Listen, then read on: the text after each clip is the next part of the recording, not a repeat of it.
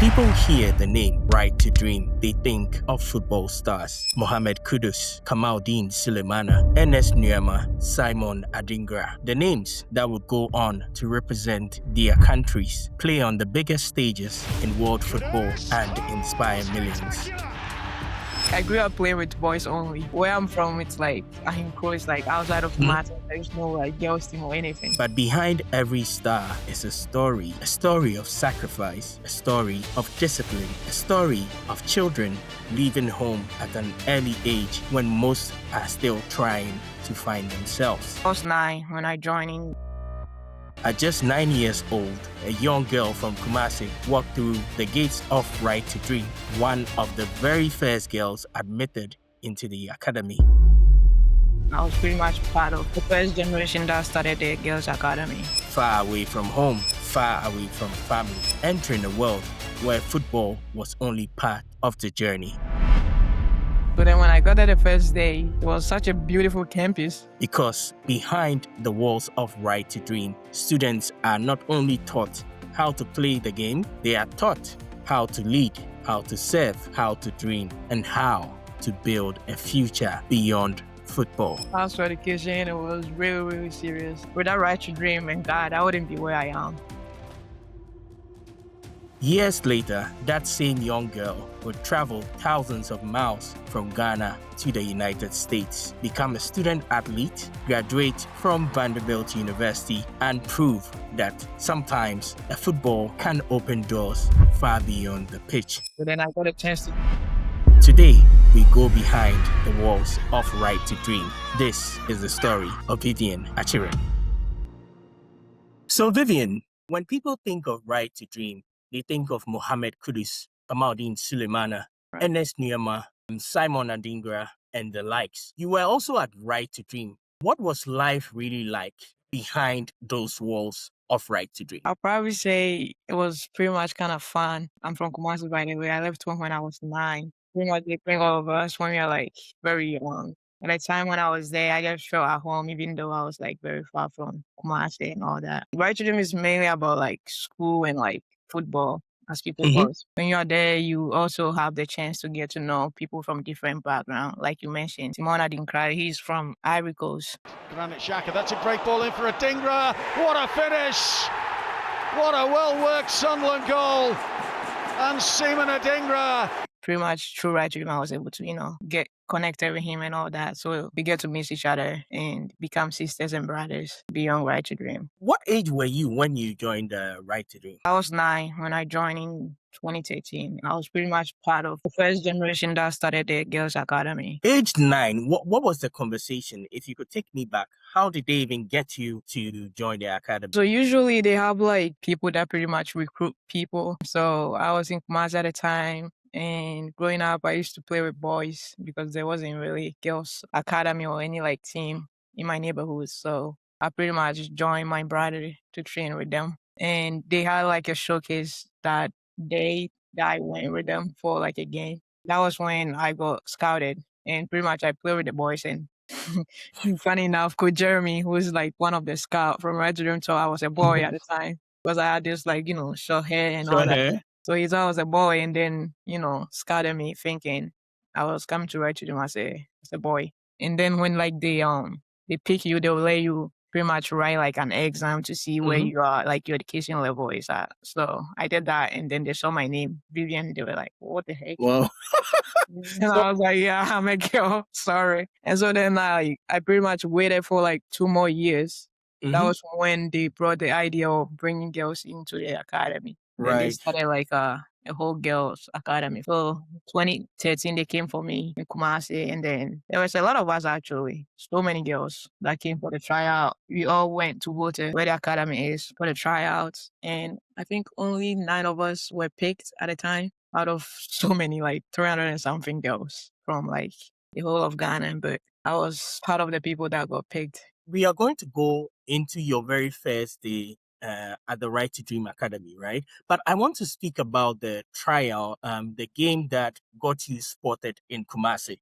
Were you playing against boys in that game? Yeah, like I said, I grew up playing with boys only. Okay. Like where I'm from, it's like Ahinkro is like outside of Mhm. Kumasi. There's no like girls team or anything. So I usually like join my brother to play with like his team, and that was when I got scouted. Oh, wow. So you killed the boys on that day. I mean, Top striker. So let's speak about your first day at the Right to Dream Academy. What was yeah. it like?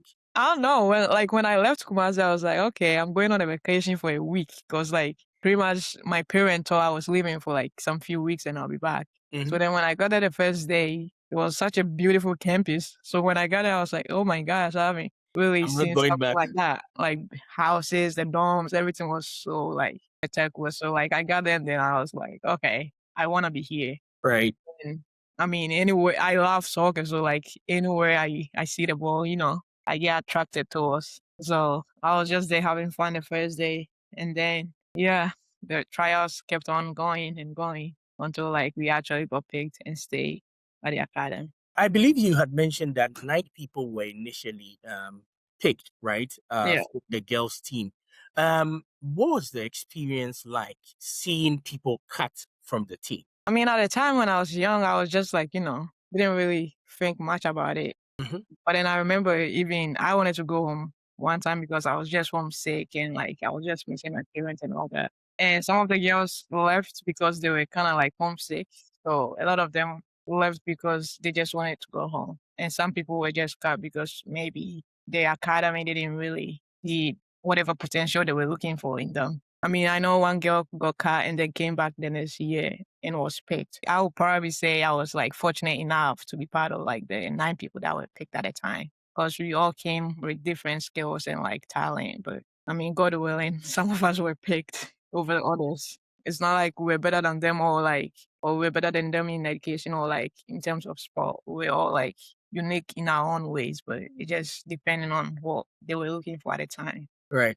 And were you privy to the conversations with your parents when the Right to Dream team decided that they were going to take you on full time? Yeah, I mean, they usually kind of contact your family members because they give you like a whole scholarship to stay there. Mhm. And so your parents are aware of it. And I remember at the time they called my dad and he was fine with it. And he was like, of course, if you guys are giving her education and soccer at the same time, why not? So my parents were informed and they were very much supportive of it. Right. I am interested though. What happened to your brother? Oh, my brother is still in Kumasi. Like he stopped playing. He actually tore his ACL at the time. Oh, And so then yeah, he stopped playing. So right. Let's speak about the daily life in the Right to Dream Academy. When you wake up in the morning, what are the timelines like? What are you guys doing? back then when I was there, pretty much like our daily routine was waking up maybe like 5:30 in the morning and then we get ready for practice, go to the boys' side where the fields are to train. And then after that we come back home to the dorms to shower. And right after I think we go to school and then we eat breakfast and do like prep time where we do like you study break. You just study before like the actual class time starts. So we do Mm. that, and then we have classes. And I think at the time, some of the boys was were like the girls from U11 to U18 and like the others. So we have like different time of like training and stuff. So some of the Mhm. boys will leave school to go train in the afternoon and we'll be done with school at the time and then just go back to the dorms, shower, come back, eat, and then do prep time again, study hall. And then after that, go home, sleep, and repeat. Like the weekdays was just like that. And then the weekends we play games on Saturdays. Usually it's like in the morning. And then Sundays we do have Bible studies or church. So I miss that. We used to do that and it was just like so fun. I can see the smile on your face Yeah. speaking about Right to Dream. But kids, right? Kids are very happy when they get to drink their Coca-Cola, Fanta, and all that. What was diet like at the academy? They're kind of bringing you up to be one of the best players in the world or like Mm-hmm. one of, I don't know, or come to the US to be one of the best students or whatever. So basically, our diet was very important for our chef. I remember at the time they brought in a chef who wanted to like convert really all the local food into continental. So he would pretty much make, like when I went there to 2013, we had a chef from Ghana that lived locally. So she would make like, white chicken, jollof, Mm-hmm. normal African food. But then I think 2017 they brought in a different chef who pretty much try to make us eat, the greens, like the veggies and everything to make us like stay very healthy and all that. And So how did that go? it went well. It went pretty well for some of us, but a lot of people, you gotta get used to it and all that. But at the time, I remember I wasn't used to eating like all the greens, like all the veggies, green beans and all that. So usually I would like put them on the side of the plate, try to sneak it out to go throw it out until you get Put caught. it in your pocket. You gotta come back and see and eat it again.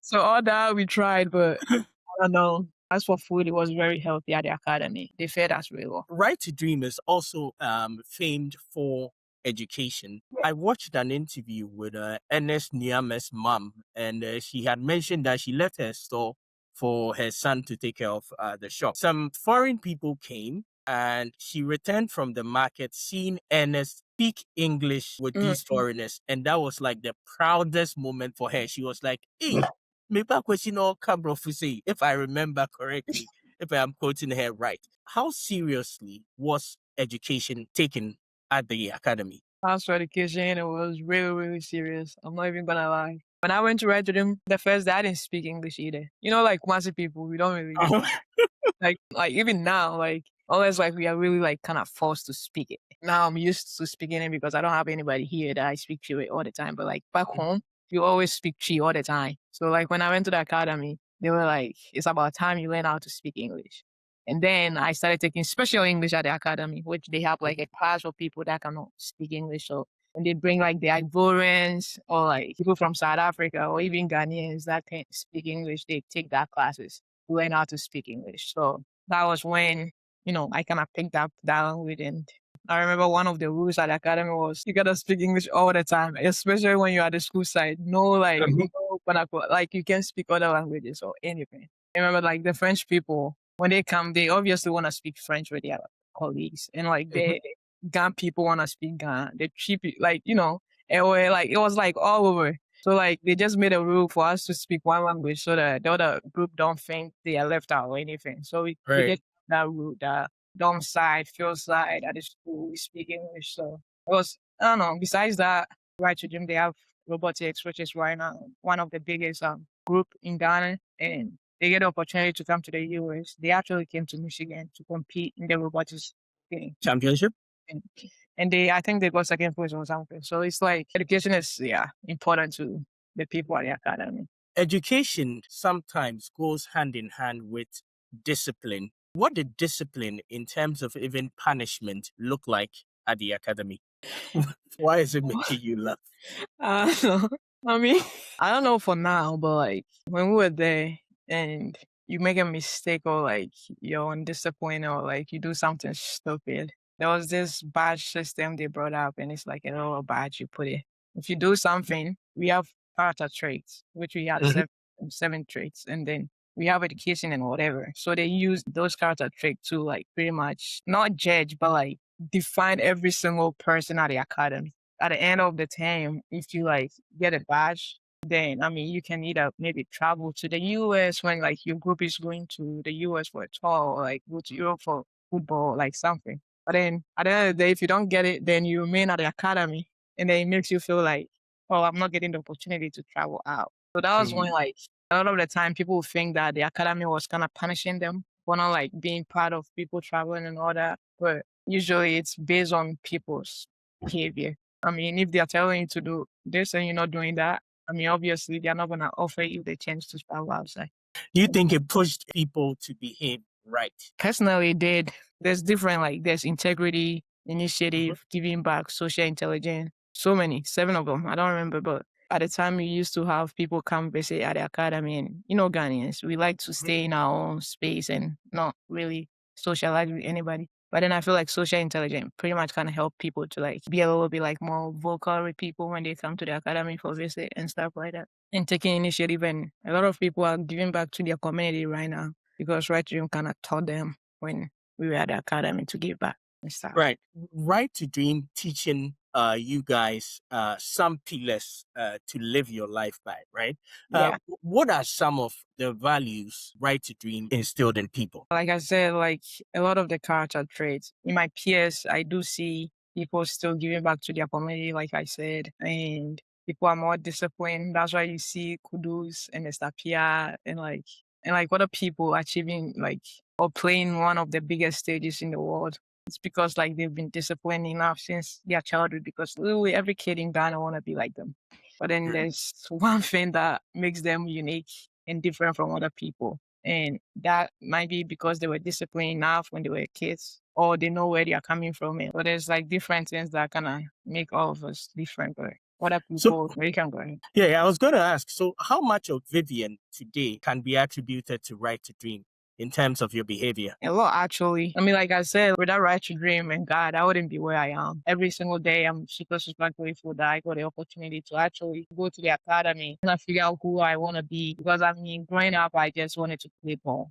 But then when I got to the academy, I still wanted to play football until it got to a point where I was like, oh, shoot, I gotta, go chase school. But then I got a chance to come here to like actually get a good education. Yeah, the academy really taught me a lot of things that I'm still like living by. Right to Dream, from their social media, has listed about 9 players who are going to feature in the World Cup, right? Some of these players, Enes Niama, Caleb Yirenkyi, Simon Adingra, Mikhail Damsgaard. You grew up around, I can mention Enes Niama, I can mention Kudus, Kamaldeen Sulemana. What were they like back at Right to Dream? They were just fun people to be around. I mean, Kamadi especially, I played with Ennis and Kamadi at the academy too. I used to play with the boys there and they were both on my team. So they were just like, actually like a brother to me. And at the same time, I had classes with them too. Like a lot of them were in my classes. So we were just, family at the academy. I mean, like right now, a lot of people think they are probably like big and don't want to maybe socialize or like talk to anybody or whatever, but they are just like all of us. They're humans. They experience everything that we all do. So they're amazing people. Amazing people. But in terms of football skill, pure football skills, could you tell that they were special? Oh yeah, for sure. I mean, Kudus at the time we used to call him like Akantara or whatever the name is, but that guy was just like every single game he would play, he would like dribble people so much on the field. So like and Kamadi, I mean, with his speed and everything, and NS too. I mean, all of them were like pretty good in like their own ways, which helped them pretty much thrive in everything they're doing right now. Aside these names that we've mentioned, right? Was there someone who you thought that this person is going to make it? This guy is too good. I mean, there's this guy called Kevin Ofori. He has made it. He's playing the team in Europe. When I think of names from the academy, he was one of like the best players I've ever seen in my life playing the midfield. And then football is like, all about connections and who you know. But I did at the time. If you would have asked me when I was young, I'll probably tell you this guy was probably gonna play for Madrid or like those big clubs in Europe or PSG or whatever. But like he's still like, playing Europe and finding his feet. But he's one of the people I'll probably say, yeah, with connection, they can make big things. So are you saying that without connections, you can make it in football? I mean, for sure. I mean, football right now is just who you know and connections and like, like everyone is connected in the football world. So if you have a great connections, a good agent that's gonna put you in front of people or like, I don't know, spread your videos or your tapes around for teams to see, then obviously you end up finding somewhere to be. Coming from Ghana, if you don't have anybody supporting you in any way possible, how are you gonna like, I'm 100% sure that there's so many people in Ghana right now that play better football than like other people that are succeeding right now, but they are still in Ghana because they don't have the connections. So my question therefore is, how do you build the connections as a player? I mean, like I said, right now, being open and having the initiative or the social intelligence to talk to people when you meet them, the first, because you never know who is connected. So when you meet people, all you can do or be is be polite, talk, and get to know them. Because at the end of the day, you will never know who that person knows. And from there, you get connected to somebody. So you mentioned that there are a lot of people very good in Ghana, and we also spoke about Right to Dream. But what habits would you say separated these people who have been able to get to the highest level from people who haven't been able to reach, aside the connections? I'll probably say humility, bro. A lot of the time, like, you gotta be humble enough to know that whatever is given to you can be taking. But whatever you get, you can either put your head down and keep grinding and working hard, giving you 100% no matter what. But a lot of the time when people get an opportunity, they think they have everything or they've achieved everything in the whole world. When the sky is really the limit. But a lot of people, when things are going well, they think they are him, as they say. They're the goat. So they tend to chill and not really give a fuck or not care. Excuse my language. At the end of the day, what I think is people coming from Ghana that are succeeding right now usually reflect about where they are coming from and who they Right. are. And I think a lot of us, when we get to a certain point in life and we have, I don't know, a little or like a roof over our head, place to sleep, everything is given to us, then we think if achieved something great. And then we start to forget where we are coming from when you came from somewhere that you were not getting that. Would you say talent alone is enough to succeed? Hell no. Like I can tell you, everyone in this world got their talent, have their talent, but it might not be as big as somebody else's talent. But at the end of the day, somebody can have a little talent and keep working on it to be great and then become better than whoever has talent and not working hard. So talent and hard work going hand in hand. If you have the talent and you're not really striving to be great then, or not working hard, and you are relying on your talent, then I don't know, it's not gonna get you anywhere where you wanna be. Right. In terms of your time at Right to Dream, right, did you feel like there was pressure in terms of seeing people who were very good? Did it ever make you feel, or do you think your colleagues felt that, wow, this guy is too good, he's going to make it, then I wouldn't make it? Honestly, I wouldn't say pressure. I'm a girl, but a lot of the time when I was at the academy, I wanted to play like some of the boys. And pretty much some of them were like my big brothers, and I looked up to them as my, role models and stuff, just because I wanted to play the way they play or have the skills that, they get to show on the field and everything. But I wouldn't say it was pressure. I'll pretty much say some of the kids from the academy achieves kind of motivate or helps motivate the little ones coming up that they can, achieve something bigger in life. Because, for instance, Kudus was one of the big people at the time. And now you have Ernest and then, what's his name? The guy from FCN, Kamaldeen? Amadine, the guy from FCN following up and all that. So, usually, I don't know. I don't know about pressure, but Mm. personally, I think their achievement pretty much motivates me. So you mentioned FCN, is that FC Nordjylland? Yeah, it's not John. Yeah. Oh, so that's Caleb Yirenkyi. Yeah. It's it's owned by Right to Dream too. Yeah, makes sense. Right to Dream. So I want us to go back into Vivian's childhood, right? When you started playing football with the boys, what was your family's reaction to that? My mom did not like it. I remember my mom always told me to stay at home and help her cook or just be at home because I was a girl. But I always find a way to go out to play ball with the boys. But my dad didn't really care as much because he knew that I kind of liked the game at the time. So he let me go with my brother. And I was very close to my brother, so he also didn't care. He would bring me every single time, even when you're traveling and staying in truck for those games. You put me in those cars. So it was just, my mom was very supportive at the time when I was 7 and 8. Did you learn how to cook eventually? Yeah, I mean, I'm a great chef. That's what I gotta say. Guys, so aside football, what kind of child were you growing up? What other interests did you have? Like somebody would say, besides football, Charlie, I'm kidding. I love to draw. So sometimes I kind of when I'm bored and not doing anything, I just, draw. I was a TV girl. I'll usually be sitting in front of the TV watching football. Pretty much, not much. Who were some of your favorite players you like to watch on TV? Do you know Dominic Adia? Yeah, I know Dominic Adia. Yeah, he's my cousin actually. So growing up, I used to watch him a lot playing. It was my whole family anytime. Because when he used to play for Ghana, anytime he has a game, we all come together and just share support. But besides that, I love Mata, Premier Mata. Yeah, Mata from Brazil. Yeah. I watch a lot of football, so I love do know him. Mata. I love his style of play, so I used to watch a highlight. Masters at possession. Oh, wonderful from Mata. Absolutely wonderful. Now finish it. Yes, he does. It's inevitable. In terms of male, I'll probably say, I don't want to say Messi because it's every kid's dream, Everyone has their Everyone. choice. I love that dude. I love his style of play. I've actually watched him play like last month. He didn't do anything in that game. He's growing older, but do you think there's any other talent that has walked this earth like Messi? And retains the ball.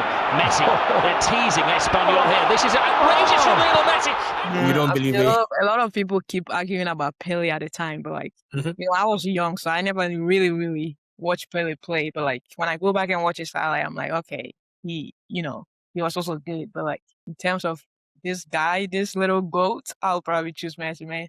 Messi is just like, he's so good. He's so Yeah, I agree. so I agree good. with you. You cannot argue that at all. So like when people compare him to Ronaldo, I'm like, what are you even talking about? Like, what are you Well, talking about? Ronaldo fans would argue this out, but I want us to Yes. speak about 2009. What are you talking Dominica about? Dia, you were very young, but Ghana's under-20 team went to the World Cup in Egypt, and I believe Adia came out as one of the top scorers, if not the top scorer. Do you remember what happened during that time? I don't really remember. I don't remember that time, but I remember when he came. Mhm. He came and he bought this huge land. So there's this. I'm not even kidding. This guy came back. Like, I don't know. Adia is just like, he's very famous in like Offenso. I don't know if you know where that is, where he's from. No, I don't know where that is. The king at the time was also like very impressed with him with like everything that he was achieving. So he's like besties with it. At the time, he was kind of friends with the king and everything. So he was big. He was big in my town. That's what I say. So you are saying he inspired you? He did. I mean, for sure. Like I said, like my family is a big football family. Like Right. my mom's side, Adia is from my mom's side, and so like obviously all my like other Cousins and like all of them, they were used to playing football, and now everyone is kind of like old and right. So I want us to go into stereotypes, right?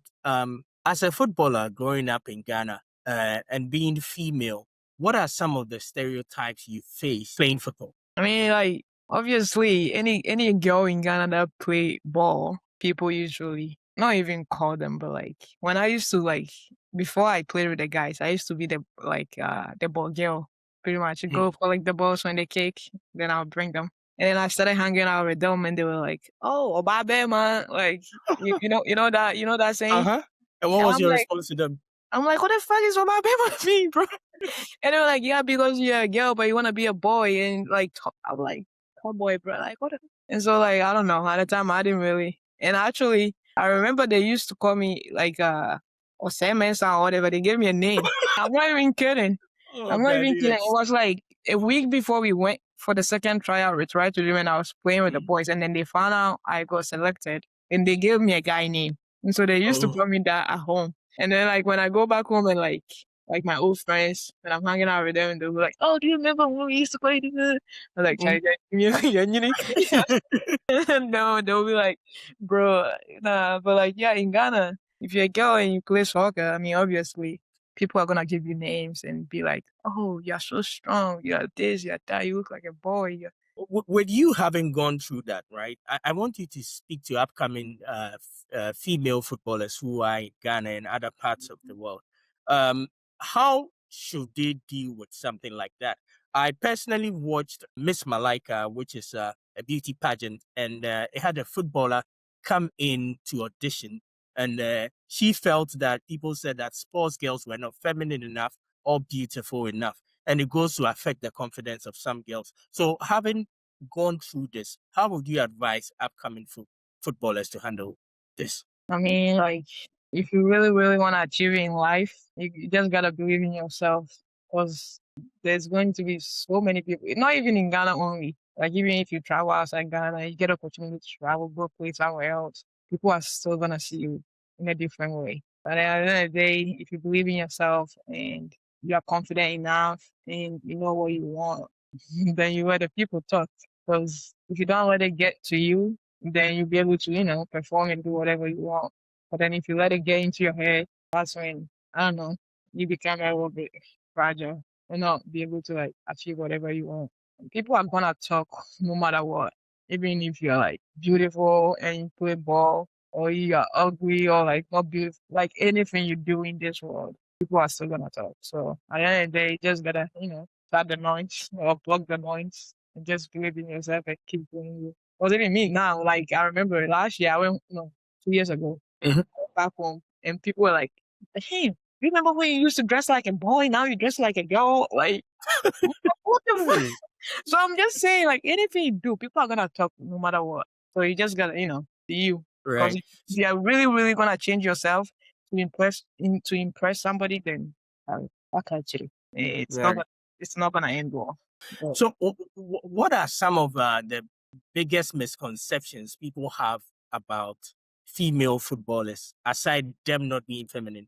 Are there any misconceptions you've heard about? I don't even know if I should be saying this, but like like when you're a girl in Ghana and you play ball and you look like like obviously Ghana, like we don't get our hair Cut your braided hair? or Yeah.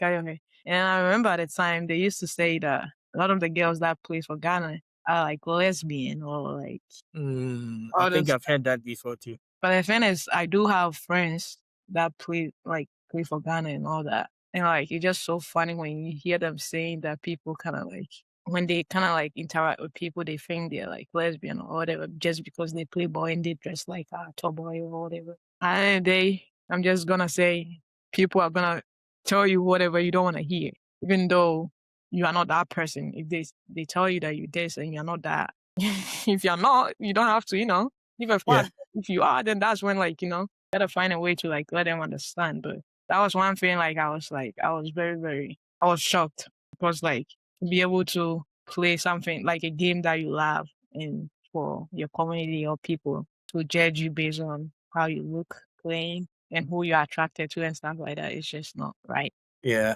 Makes sense. I don't know if you are familiar with it or like For me, I have heard it. I've heard people speak about it, right? And for me, as you said, whatever you do, people are going to talk anyway. So it's better you just live your life because you don't know what someone else is also doing in their closet. yeah.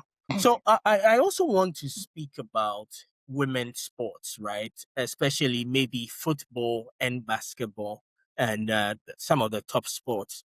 Women have been fighting for equity in terms of being accepted, in terms of being paid right, in terms of commercial value.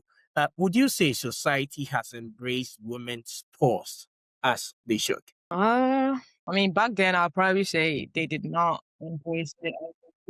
Right now, I feel like a lot of the players were kind of a little bit like vocal about it, wanting to have the same right or the same payment as some of the Mhm. guys. And I feel like the community or the society are paying more attention to women or actually watching our games now. Because at the time, like even growing up, I didn't really know much about like other female athletes until like I got a phone to go on the internet to actually like see people playing or following like athletes on social media to see, oh, they're actually like really good players. Because like you only know about like the big female athlete when they're actually like doing well. Like Mata, for instance, I didn't have to go on social media to find a name when I was young because her name was constantly mentioned. But a lot of the players that are actually really good, you don't really hear their names because, society don't really talk much about them. And it's just like so many males are known in this world, like in terms of sports. But I don't know. I just feel like right now society is kind of like giving more attention to us. Attention to women. Yeah. Right. So I want us to speak about Vivian on the field. Which position do you play? I play forward, And by forward, you mean striker, right? striker or winger. Striker or winger. So when you are on the field, what makes a successful forward? I mean, I love the game, so obviously, what makes me love it is when I score goals, like you said Mm, the last time. Um, I love to be able to isolate myself and take people on 1v1 or like wow. dribble and all that. So when I'm able to like complete all those in the field, it makes me happy. And if I'm able to also, complete or like do whatever the team wants me or my coaches, pretty much makes me also happy. So I don't know, whatever makes my team makes me happy, makes my team happy, makes me happy. Right. So I want to go into a striker's mind. I last watched your video and you got a ball in the corner. You beat one woman and then you tag the ball into the net. When a striker is confronted with a goalkeeper one-on-one, what goes on in your mind? Those kind of situation in games are very, very tricky because on the sideline, you think that is the most easiest chance in the whole world because, I mean, come on, you and the goalie in front of you. You have the net to shoot or you can either dribble. Mm-hmm. But usually when I find myself in that situation, I have like so many things going through my head. Either, just slide it into the post or like dribble. But usually I tend to dribble a goalie. I tend to take the goalies on to dribble them and just tap the ball in the net. But sometimes when it doesn't come off, it's just like, oh, why did she do that? Why did she not do the other? Why did she not just pass it? Or there's a lot. But like usually I just, whatever comes in my head at the time, I just do, which is usually maybe dribble the goalie or just like, kill it around or something. Right. I see you've scored many goals. Which one would be your most memorable goal you've scored? So was it? How was it? I think it was in like November. We played in. It was like back in college. We were playing in like a final against LSU. I don't know if you know that college. Yeah, I know LSU. We played them and then we were losing. So I ended up dribbling, taking people on, and then I got kicked. And so then we had a free kick, and one of my friends called me, kind of, dump the ball into like wherever we were all at. And then I was able to like, float it over the goalie's head. And then we tied the game, which made us end up winning the whole tournament. So that was one of like the big achievement that Guys, I'm going to remember in my life. Yeah. So it was a long day because like it was a really, really long game. At the end of the day, we even ended up playing like nine people took PKs and we're still going and going until like wow. we ended up winning that game. So it was a long time coming. Right. Congratulations on that win. Thank you. So you mentioned college, right? And I know you were in Ghana. So how did moving to America come about for you? Like I said, like in Right to Dream, you get opportunity to like either continue your education, which is you coming to the US for high school, and then after high school, you go to college or go to Europe, FC North Zealand, or go somewhere else to play. So at the time, I got the opportunity to come here for high school. So I went to Berkshire High School in Massachusetts. And then after, I got a chance to go to Vanderbilt for college. When you are in Right to Dream, you are studying English, math, science, with a view of going to America. What were there any special exams that you took that readied you for America? Me personally, I remember when I got the scholarship to come here, I had to like take this what was it called? There was this online exam I took for my high school, and pretty much was just like I had essays to write and then some math questions and stuff. But it wasn't like the SATs or anything. It was just like see where you're at or the level or whatever game. By the time my grades was also like Right to Dream is like really, really good education. So if you're able to like get access to that education Right to Dream, you're like kind of set for life. So I was able to like, get a good education there, which kind of helped me when I came into high school here. And I didn't really feel behind because I felt like actually a lot of the things I studied at the academy when I came to high school, I was like, what the heck? I'm still repeating my like, it was just like the same. Oh, you were way ahead of the class. I was like, yeah. So it just like, I don't know, a lot of the teachers at the academy are really, really good teachers. So they taught us really well. Good. So America, new environment. What was the hardest adjustment for you? I remember the first week when I came was like pretty much where my school is. My school was a boarding school. And it's like in the middle of nowhere. All you can see is trees and trees. You walk in and you don't even see buildings besides the school campus. And so like when I came, it was super, super cold. So at the time I was just like missing Ghana, the sun and everything. And I remember I was really homesick like that first week because I remember I walked through the snow, go to the dining hall to go get food and it would be vegetables and like other stuff. I'm like, oh my God. And so, like all those little things kind of like made me homesick for a while. But as time went on, I pretty much kind of like adapted and then, yeah. What did you do to adapt? Like I said, the school was in the middle of nowhere, so you have no you have no chance to like even go off campus to go buy food or anything. So it's either you eating that or you eating your gari, and there was no gari to even eat. And so I was just like, I don't know, like you go to the dining hall, there's no food, so you can. I remember I used to eat like bread and like tea for so long, and then at the time I was like, okay, I gotta somehow get used to eating the vegetables. I remember like I'll eat the veggies and I'll drink water to push it down. Like it was just it was just all that. But at the end of the day, we adapted. That's all we can say.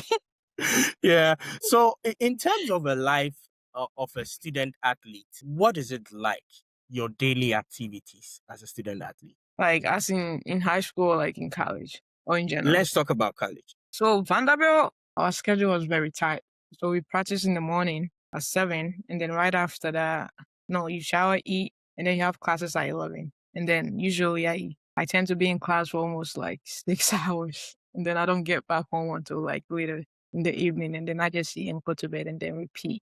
So then we didn't like the soccer block. We either train, gym, or gym, train, do fitness, and then eat, shower, then school. Then that was it. And then we play games on either Thursdays or Sundays. How difficult is that mentally? It was tough because I'm not gonna lie. And like I said, I'm so glad I went to Right to Dream because I got used to all that, like kind of that routine. Like I said, you Right to Dream, you go to practice, come back, steady, all that. So it was like very much like the same when I came to college. It felt like my schedule was kind of designed for me. And Right. so like you do this, the next time you have this one, like so everything was kind of like designed for us or structured in a way that we can go through our day without feeling really, really fatigued. But a lot of the time I get back to my place, I'm like, oh my God, it's been a day. Because sometimes I travel, like on Sundays when we have our away game, we either travel Friday after classes or like Saturday, go play the game. And then we fly back to school. And usually we get in like late, like let's say early Monday morning. Then you have class the next day, like that Monday, like, and so like it's just so hard to like get a sleeping 6 hours or 7 hours. I mean, in college I was getting 5 hours of sleep, and even when I get 5 hours, I was like, thank God. And then Wow. I get to try to like get naps in when like during the day when I get free time, I take my naps and here and there. But college was a little bit tough than high school because How did it affect your grades? I mean, in terms of grades, it didn't really affect my grade. I don't know. I'm like very disciplined enough to like make sure I get my work done on time. So especially when I know, because your teachers will post like your schedule for like the whole year. So if you know your work is due at this time and they assign it, I try to do it like 2 days before it's due or like 3 days. So when I have like free time, I don't really have to do those work. The funniest thing is most of the time all the works were due the day I have a game that night. So like I'll do it and just submit it in the morning and then go on with my day. But I don't know. I didn't really struggle with time management in school. I just got my work done and my grades were fine. I graduated with a great GPA, so I'm not sad. Yeah, so congratulations on that. I Thank you. actually found you to your graduation pictures and videos, and sitting in my room or sitting on the bus or in a train in Canada, I was so proud of you that you've been able to combine football, education, and come out with flying colors. So Thank if you are looking at me right now, you see I'm wearing this, right? Yeah. And that's the Ghana flag. Black Stars at the World Cup 2026. What is your assessment of our chances? Football, I'll probably say we don't right now in terms of looking at other teams and other countries and like the roster and the list of players. I'll probably say we don't have the strongest team in terms of like names yet.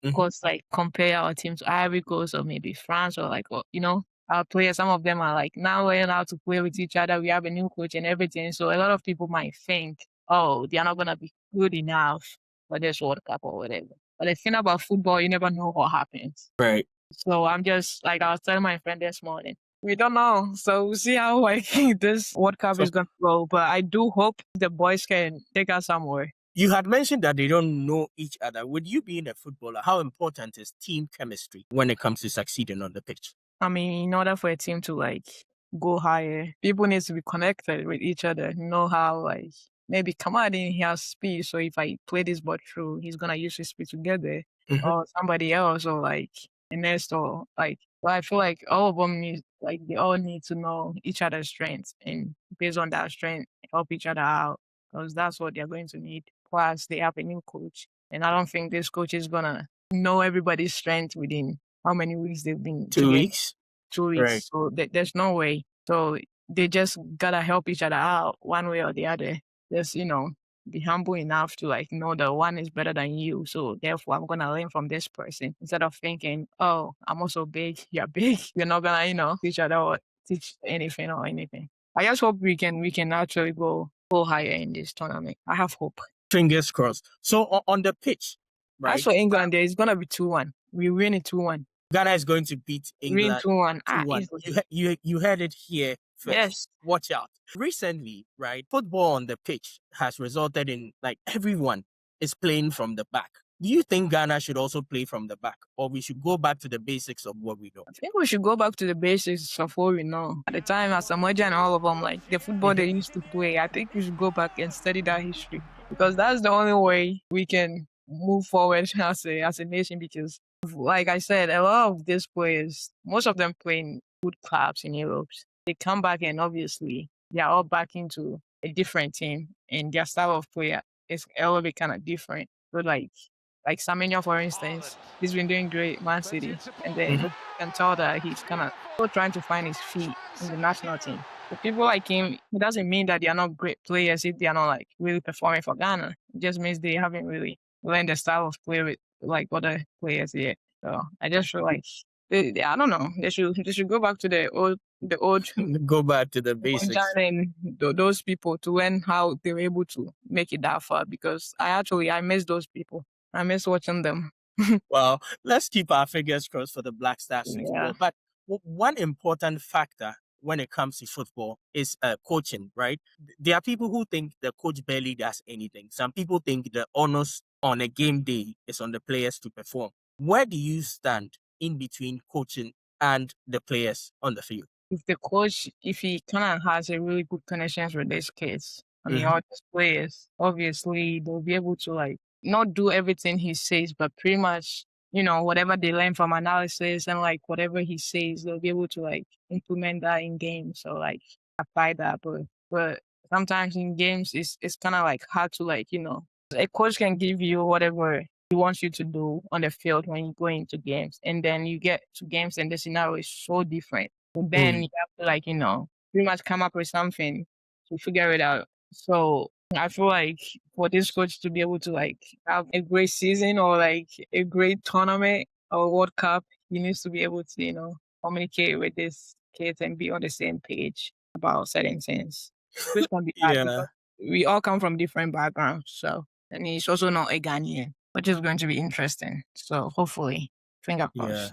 Yeah, fingers crossed. So we are coming to the end of this conversation pretty soon.